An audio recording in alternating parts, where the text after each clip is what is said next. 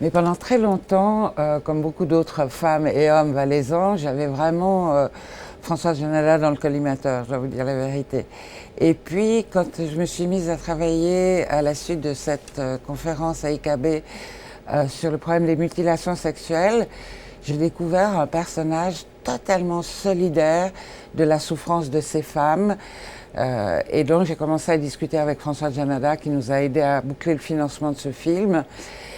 Et je me suis aperçue qu'elle faisait un travail de l'ombre formidable. Aujourd'hui, je pense que c'est une femme qui en a trop vu. Je ne sais pas pourquoi, je ne sais pas si elle a changé dans tout le cours de son expérience, etc. Mais en tous les cas, aujourd'hui, elle ne peut plus supporter ces mariages forcés, ces femmes mariées de force, mutilées. Dans sa manière de gérer les dossiers avec les étrangers, est-ce que vous avez parfois été choqué par des décisions qu'elle a pu prendre? J'entends moins de bruit de shot que j'en entendais il y a 10 ans, mais je crois que c'est une femme qui a été extrêmement dure dans ses relations.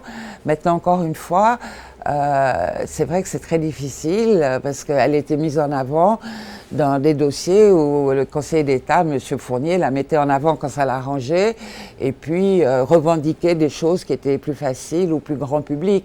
Donc son poste était un poste difficile et la preuve en est que je crois que les gens ne se sont pas rués pour prendre sa succession. Mais est-ce qu'on peut dire qu'au fil des ans, Françoise Janada s'est humanisée quelque part? Moi, je trouve qu'aujourd'hui, dans les rapports que j'ai avec elle, c'est quelqu'un d'extrêmement humain. Dans les sujets, dans les cas concrets où j'ai vu Françoise Janada travailler, elle travaille avec respect, avec conviction et avec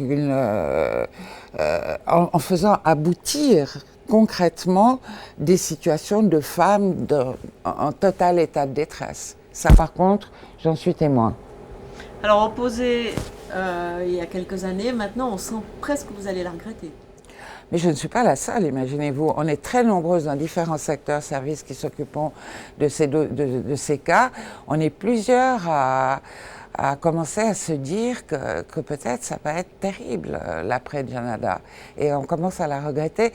Et d'ailleurs, on espère qu'elle garde un poste où elle pourra quand même continuer à suivre des dossiers, être en relation. Parce qu'on sait aussi que toutes ces avancées, elles reposent sur des convictions et des personnes. Et que si son successeur n'est pas du tout sensibilisé à ces problèmes, pour qu'il le soit, ça va prendre des mois et des années, etc. Et donc on regrette son départ.